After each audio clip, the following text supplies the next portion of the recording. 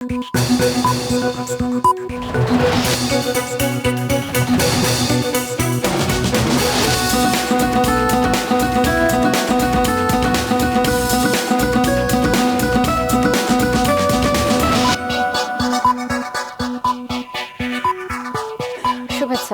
স্বাগত। রাতের মাছরাঙা সংবাদে আপনাদের সঙ্গে আছে ফারহানা পারভিন। শুরুতেই জানিয়ে দিচ্ছি গার্ডিয়ান লাইফ ইন্স্যুরেন্স সংবাদ শিরোনাম। জুলাই গণ অভ্যুত্থানে মানবতা বিরোধী অপরাধের মামলায় শেখ হাসিনা, কামাল এবং মামুনের বিরুদ্ধে বিচার শুরু হয়েছে। আজ আসামিদের বিরুদ্ধে আনা 5টি অভিযোগ গ্রহণ করেছে আন্তর্জাতিক অপরাধ ট্রাইব্যুনাল। দোষ স্বীকার করে মামলার রাজসাক্ষী হয়েছেন গ্রেফতারকৃত আসামি সাবেক আইজিপি মামুন। এর বিরোধিতা করেছেন আসামিদের পক্ষে রাষ্ট্র নিযুক্ত আইনজীবী। আগামী জাতীয় সংসদ নির্বাচনে কমছে ঢাকায় আসন, বাড়বে জেলায়। শাপলার প্রতীক কাউকেই দেয়া হচ্ছে না। কোনো নির্বাচনে ব্যবহার হবে না ইভিএম। পোস্টাল ব্যালটে ভোট দিতে পারবেন প্রবাসীরা। প্রার্থীদের পুরো জীবনের মামলার তথ্য দিতে হবে এবং পরিবারের অন্য সদস্যদের সম্পদের পূর্ণাঙ্গ তথ্য। আজ কমিশন বৈঠকে এসব সিদ্ধান্ত হয়। এসএসসি এবং সমমানের পরীক্ষায় এবার কমেছে পাশের হার। পাশ করেছে 68.45%, যা গতবারের তুলনায় 14.5% কম। পাশের হার গত 15 বছরের মধ্যে সর্বনিম্ন। এবার জিপিএ 5 এর সংখ্যাও কমেছে। পাশের হার এবং জিপিএ 5 দুটিতেই এগিয়ে মেয়েরা। কেন এমন ফলাফল, সে ব্যাপারে সংশ্লিষ্টরা জানিয়েছেন এবার ফল বাড়িয়ে দেখানোর নির্দেশ দেওয়া হয়নি। শুনছিলেন শিরোনাম, এবার বিস্তারিত। জুলাই আন্দোলনে মানবতা বিরোধী অপরাধের মামলায় শেখ হাসিনা সহ 3 আসামির বিরুদ্ধে আনুষ্ঠানিক অভিযোগ গঠন করে আদেশ দিয়েছেন ট্রাইব্যুনাল 1। অভিযুক্ত অন্য দুজন হলেন সাবেক স্বরাষ্ট্রমন্ত্রী আসাদুজ্জামান খান কামাল এবং পুলিশের সাবেক মহাপরিদর্শক চৌধুরী আবদুল্লাহ আল মামুন। অপরাধের দায় স্বীকার করে মামলার রাজসাক্ষী হয়েছেন গ্রেফতারকৃত আসামি চৌধুরী আবদুল্লাহ আল মামুন। আরও জানাচ্ছে মমিতা জান্নাত। 24 নভেম্বরে জুলাই হত্যাকাণ্ডের প্রধান পরিকল্পনাকারী হিসেবে শেখ হাসিনাকে একক আসামি করে এই মামলা করা হলেও পরে এতে যুক্ত করা হয় সাবেক স্বরাষ্ট্রমন্ত্রী আসাদুজ্জামান খান কামাল এবং সাবেক আইজিপি চৌধুরী আবদুল্লাহ আল মামুনকে। আইনশৃঙ্খলা বাহিনী ও আওয়ামী লীগের বিভিন্ন অঙ্গ সংগঠনকে হত্যাকাণ্ডে উস্কানি, হেলিকপ্টার, ড্রোন ও প্রাণঘাতী অস্ত্র ব্যবহার করে হত্যার সরাসরি নির্দেশ, আবু সাইদ, চাংখারপুল এবং আশুলিয়া হত্যাকাণ্ড সহ মোট 5 অভিযোগে গত 1 জুন তাদের বিরুদ্ধে অভিযোগপত্র দাখিল করে প্রসিকিউশন। আজ বেলা 12টার দিকে আসামিদের বিরুদ্ধে আনা 5 অভিযোগ গ্রহণ করে বিচার কাজ শুরুর নির্দেশ দেন বিচারপতি গোলাম মর্তুজা মজুমদারের নেতৃত্বে 3 সদস্যের ট্রাইব্যুনাল। আর এর মধ্য দিয়ে শেখ হাসিনা, আসাদুজ্জামান খান কামাল এবং আবদুল্লাহ আল মামুনের জুলাই হত্যাকাণ্ডের আনুষ্ঠানিক বিচার কার্য শুরু হলো। আজকে 5টি অভিযোগে এই আসামি ত্রয়ের বিরুদ্ধে অভিযোগ গঠন করা হয়েছে। আগামী 3রা আগস্ট এবং 4ঠা আগস্ট এই 2 দিন ওপেনিং স্টেটমেন্ট এবং সাক্ষীর পরীক্ষার জন্য দিন ধার্য করেছেন, অর্থাৎ ওই দিন সাক্ষ্য শুরু হবে। এর আগে সকালে মামলার একমাত্র গ্রেফতারকৃত আসামি আবদুল্লাহ আল মামুনকে হাজির করা হয় ট্রাইব্যুনালে। তার বিরুদ্ধে আনিত অভিযোগের দায় স্বীকার করে মামলার রাজসাক্ষী হওয়ার আবেদন জানান তিনি। পরে ট্রাইব্যুনাল তা মঞ্জুর করেন। তিনি তার দোষ স্বীকার করেছেন এবং তিনি বলেছেন তিনি একজন সাক্ষী হিসাবে এই যে ঘটনাটি মানবতা বিরোধী অপরাধ 2024-এর জুলাই আগস্টে হয়েছিল, সেই অপরাধের সমস্ত কিছু যেহেতু তার জানবার কথা, তিনি সমস্ত তথ্য আদালতকে উদ্ঘাটনের ব্যাপারে সহায়তার মাধ্যমে তিনি অ্যাপ্রুভার হতে চেয়েছেন এবং সেই প্রার্থনাও আদালত মঞ্জুর করেছেন। তার বক্তব্যের মাধ্যমে যদি ট্রু এবং ফুল ডিসক্লোজার হয়, তখন এটা আদালতের ডিসক্রিপশন অনুযায়ী আদালত তাকে ক্ষমা করতে পারেন বা অন্য কোনো আদেশ দিতে পারেন। এটা কমপ্লিটলি আদালতের এখতিয়ার। তবে মামলার অপর 2 পলাতক আসামি শেখ হাসিনা এবং আসাদুজ্জামান খানের রাষ্ট্র নিযুক্ত আইনজীবী বলছেন, একজন অপরাধ স্বীকার করলেই অন্যরা দোষী সাব্যস্ত হয় না। শেষ পর্যন্ত আইনি লড়াই চালানোর সিদ্ধান্ত জানান তিনি। জাজেসগণ একথাও বলেছেন যে আমি ডিসচার্জের প্রেয়ারে যে সমস্ত বক্তব্য দিয়েছি সেগুলি পরবর্তীতে বিচারের ক্ষেত্রে সাক্ষ্য প্রমাণ শেষে যদি এটাকে গ্রহণযোগ্য মনে হয় তখন সেটা কোনো আর বিবেচনা করবেন। এদিন জুলাই গণ অভ্যুত্থানে শহীদ আবু সাইদ হত্যা মামলায় 26 পলাতক আসামিকে ট্রাইব্যুনালে হাজির হওয়ার নির্দেশ দিয়ে জাতীয় পত্রিকায় বিজ্ঞপ্তি প্রকাশের নির্দেশ দিয়েছেন আন্তর্জাতিক অপরাধ ট্রাইব্যুনাল 2। মৌমিতা জান্নাত, মাছরাঙা সংবাদ, ঢাকা। ঢাকায় সংসদীয় আসনের সংখ্যা কমিয়ে জেলায় আসন বাড়ানোর সিদ্ধান্ত নিয়েছে নির্বাচন কমিশন। প্রক্সি নয়, পোস্টাল ব্যালটে ভোট দিতে পারবেন প্রবাসী বাংলাদেশিরা। এছাড়া ইভিএমে কোনো নির্বাচনে ভোট নেওয়া হবে না।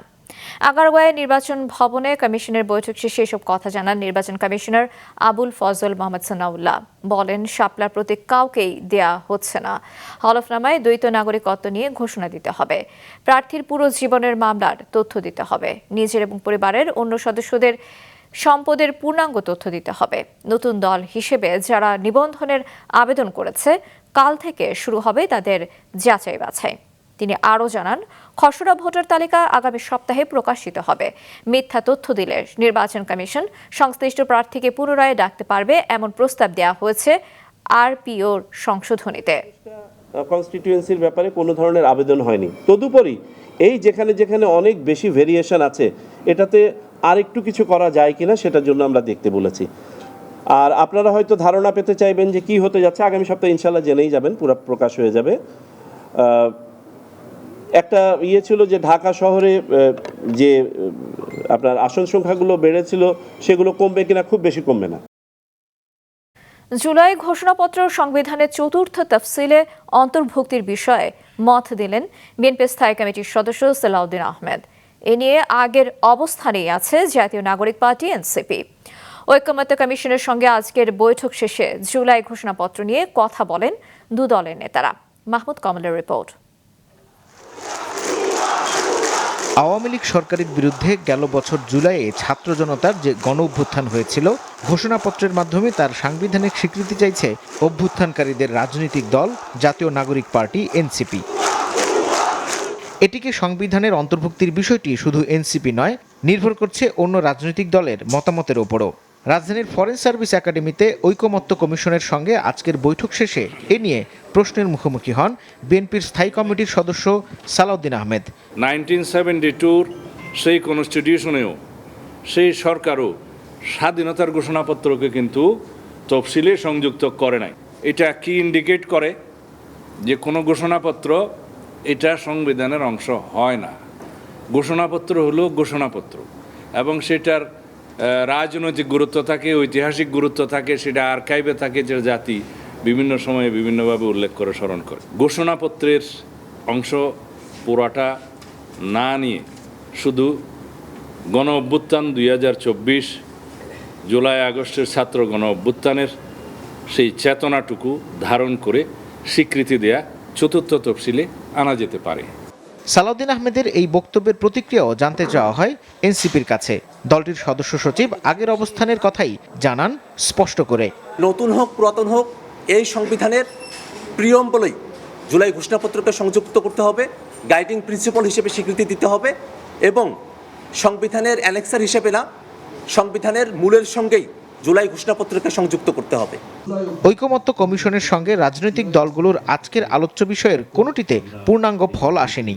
শুধু প্রধান বিচারপতি নিয়োগের ক্ষেত্রে আপিল বিভাগ থেকে দেয়ার বিষয়ে একমত হয়েছে সবাই। তবে সে নিয়োগ কি পদ্ধতিতে হবে তা নিয়ে হয়নি সুরাহা। আর জরুরি অবস্থা জারির ক্ষেত্রে মোটামুটি সব পক্ষই অভ্যন্তরীণ গোলযোগ শব্দ দুটি বাদ দেওয়ার পক্ষে। মাহমুদ কমল, মাছরাঙা সংবাদ, ঢাকা। নতুন বাংলাদেশ গড়তে ফ্যাসিস্টদের বিচার, মৌলিক সংস্কার এবং নতুন সংবিধান প্রয়োজন বলেছেন জাতীয় নাগরিক পার্টি এনসিপির আহ্বায়ক নাহিদ ইসলাম। জুলাই পদযাত্রার 10ম দিনে আজ মাগুরার পথসভায় মন্তব্য করেন তিনি। মাগুরা সংবাদদাতা এবং নড়াইল রিপোর্টার মির্জা নজরুল ইসলামের তথ্য এবং ছবিতে ডেস্ক রিপোর্ট। জুলাই গণ অভ্যুত্থানের বর্ষপূর্তি উপলক্ষে এনসিপির আয়োজনে সারা দেশে চলছে জুলাই পদযাত্রা। আজ মাগুরায় পালন করা হয় এই কর্মসূচি। দুপুরে ঝিনাইদহ থেকে মাগুরা জেলা ফায়ার সার্ভিস অফিসের সামনে এনসিপির কেন্দ্রীয় নেতারা পৌঁছালে তাদের বরণ করে নেয় স্থানীয় নেতাকর্মীরা। পরে ভাইরা মোড় থেকে পদযাত্রা শুরু হয়ে বিভিন্ন সড়ক ঘুরে সেখানে এসে তা শেষ হয়। পথসভায় এনসিপির আহ্বায়ক নাহিদ ইসলাম নতুন বাংলাদেশ গড়তে ফ্যাসিস্টদের বিচার, মৌলিক সংস্কার ও নতুন সংবিধানের দাবি জানান। এই বাংলাদেশ নতুন করে গড়তে হলে আমাদের এই ফ্যাসিজমের সাথে যারা জড়িত ছিল তাদের বিচার, দেশের মৌলিক সংস্কার এবং একটি নতুন সংবিধান প্রয়োজন। এবং আমরা আরো বলছি যে আমাদের যে কোনো দেশের আধিপত্যবাদ ও আগ্রাসনের বিরুদ্ধে বাংলাদেশ পন্থী একটি রাজনীতি দাঁড়া করাতে হবে। সভায় শেখ হাসিনাকে ফ্যাসিস্ট দল হিসেবে আওয়ামী লীগের বিচারের দাবি জানান এনসিপির অন্য নেতারা। বাংলাদেশের মাটিতে আর আওয়ামী লীগ যেন কোনোভাবেই না দাঁড়াতে পারে, তার জন্য আমরা এই বিচারের দাবিতে গণজাগরণের পদযাত্রা শুরু করেছি। মাগুরায় পথসভা শেষে নড়াইলের উদ্দেশ্যে যাত্রা করে এনসিপির নেতাকর্মীরা। বিকেলে নড়াইলের পুরাতন বাস স্ট্যান্ডের সামনের মুক্ত মঞ্চে পথসভা করে এনসিপি। সেখান থেকে রাতে যশোরে পৌঁছায় এনসিপির নেতাকর্মীরা। সাদেকুর রহমান সিদ্দিকী, মাছরাঙা, নিউজ ডেস্ক। গত 15 বছরের মধ্যে চলতি বছর এসএসসি এবং সমমানের পরীক্ষার পাশের হার সর্বনিম্ন হয়েছে।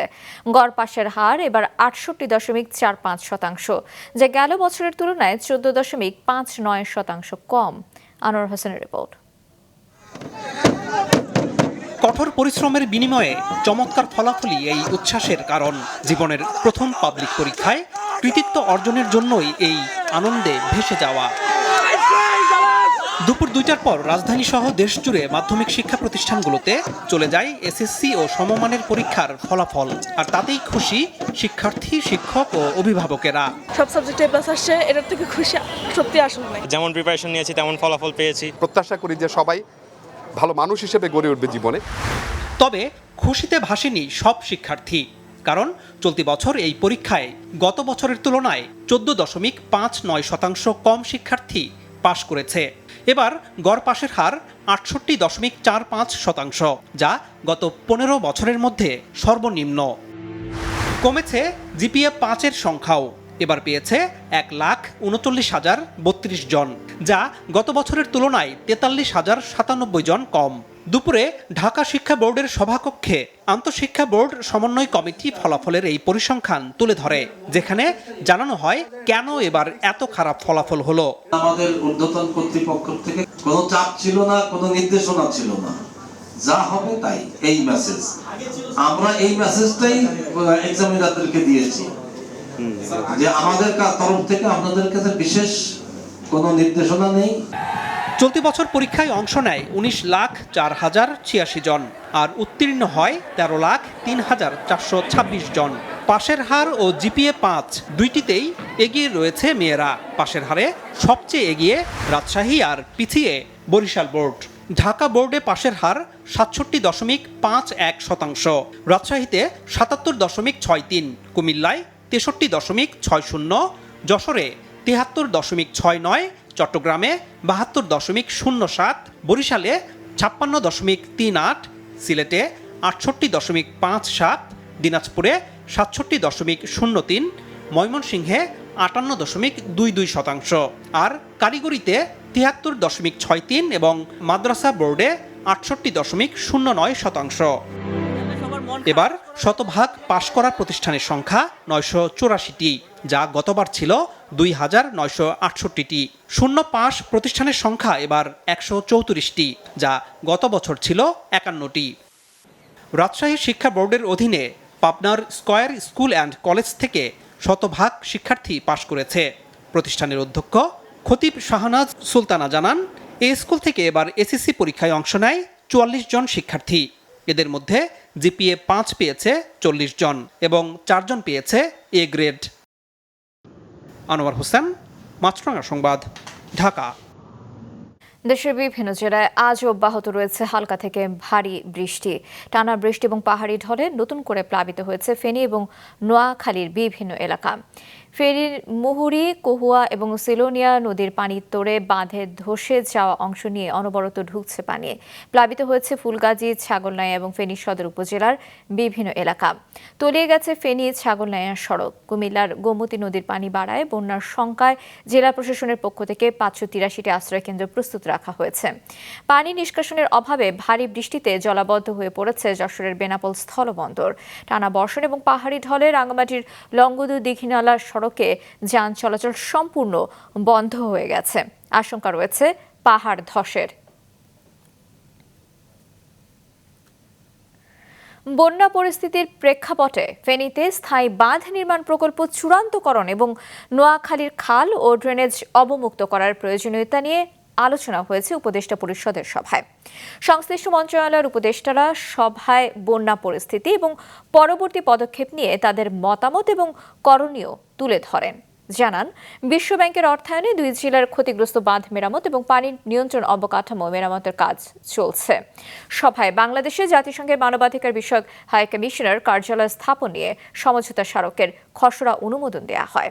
এছাড়া ঊর্ধ্বতন নারী কর্মকর্তাদের স্যার ডাকার সরকারি নির্দেশনা বাতিল করে সঠিক সম্বোধন নির্ধারণ করতে কমিটি গঠন করেছে অন্তর্বর্তী সরকার। দেশের বিভিন্ন জেলায় প্রতিদিনই বাড়ছে ডেঙ্গু রোগী। স্বাস্থ্য অধিদপ্তরের হিসেবে গেল 24 ঘন্টায় ডেঙ্গুতে 2 জনের মৃত্যু হয়েছে, আর বিভিন্ন হাসপাতালে ভর্তি হয়েছেন 337 জন। গেল 24 ঘন্টায় বরগুনায় নতুন করে 66 জন ডেঙ্গু আক্রান্ত হয়ে হাসপাতালে ভর্তি হয়েছেন। এখন পর্যন্ত জেলায় মোট মৃত্যু হয়েছে 32 জনের, আক্রান্ত হয়েছেন 3715 জন। ডেঙ্গুর রেড জোন কুমিল্লার দাউদকান্দিতে নতুন আক্রান্ত হয়েছেন 61 জন। নতুন করে চট্টগ্রামে ডেঙ্গু শনাক্ত হয়েছে আরও 17 জনের। চাঁপাইনবাবগঞ্জে নতুন করে 20 জনের ডেঙ্গু শনাক্ত হয়েছে। এছাড়া নতুন করে যশোরে 2, মানিকগঞ্জ এবং পটুয়াখালীতে 11, নোয়াখালী এবং রাজবাড়ীতে 3 এবং শরীয়তপুরে 6 জনের ডেঙ্গু শনাক্ত হয়েছে। রাজধানীতে গুলশানের পর এবার বনানীতে যাত্রা শুরু করল বেকারি আইটেমের আন্তর্জাতিক ব্র্যান্ড ম্যানচিজের নতুন আউটলেট ম্যানচিজ ফ্রোজেন ইয়োগার্ট। বিকেলে এক আয়োজনে বনানীর কামাল আতাতুর্ক অ্যাভিনিউতে দ্বিতীয় আউটলেটের উদ্বোধন করল ম্যানচিজ বাংলাদেশের বিক্রয় ফ্র্যাঞ্চাইজি মেট্রো গ্রুপ। নিউ ইয়র্কের লস অ্যাঞ্জেলেসের এই কোম্পানি বিশ্বের 20 দেশে 500 আউটলেট রয়েছে। যাত্রা শুরুর বিশেষ অফারে 20% কম মূল্যে ভোক্তারা উপভোগ করতে পারবেন ম্যানচিজের বিশ্বমানের বেকারি ফুড এবং ইয়োগার্ট। শীঘ্রই ধানমন্ডি এবং বনানীতে ম্যানচিজের আরও 2টি শাখা খোলা হবে, জানায় মেট্রো গ্রুপ। আন্তর্জাতিক প্রসঙ্গ, গাজা উপত্যকা স্থল এবং বিমান হামলা জোরদার করেছে ইসরায়েলি বাহিনী। এতে আজ সকাল থেকে 55 জন প্যালেস্টাইনি নিহত হয়েছেন। গাজার দক্ষিণাঞ্চলে খান ইউনিস, মধ্যাঞ্চলীয় দের আল বালাহ সহ বিভিন্ন এলাকায় ইসরায়েলি বাহিনী হামলা চালায়। এর মধ্যে একটি মেডিকেল পয়েন্টের কাছে 8 শিশু এবং 2 নারী সহ 15 জন নিহত হয়েছেন। এদিকে 10 ইসরায়েলি জিম্মিকে মুক্তি দিতে রাজি হওয়ার বিষয়টি নিশ্চিত করেছে হামাস। শীঘ্রই যুদ্ধবিরতি কার্যকর হতে পারে বলে যুক্তরাষ্ট্রের প্রেসিডেন্ট ডোনাল্ড ট্রাম্প আশা প্রকাশ করলেও ইসরায়েলিদের একগুঁয়ে মনোভাব কাতারে যুদ্ধবিরতির চলমান আলোচনাকে কঠিন করে তুলতে পারে বলে সতর্ক করেছে হামাস। শেষ করছি রাতের সংবাদ, যাওয়ার আগে গার্ডিয়ান লাইফ ইন্স্যুরেন্স সংবাদ শিরোনামগুলো আরও একবার।